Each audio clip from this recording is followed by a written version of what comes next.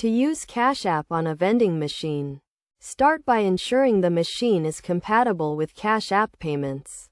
Look for the Cash App logo or a sign indicating that mobile payments are accepted. Next, open the Cash App on your mobile device and make sure you have sufficient funds in your account.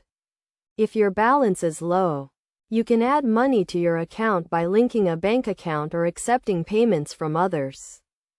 Approach the vending machine and select the item you want to purchase. Check the machine's screen for instructions on how to pay with Cash App. Typically, you will need to select the Cash App payment option on the machine's screen and a QR code will appear.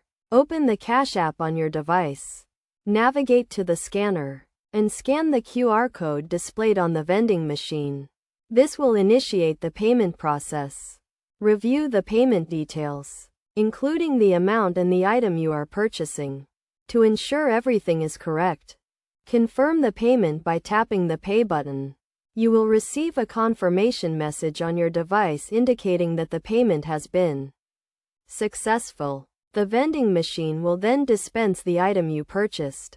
It is essential to note that not all vending machines accept Cash App payments, so it is always a good idea to have a backup payment method.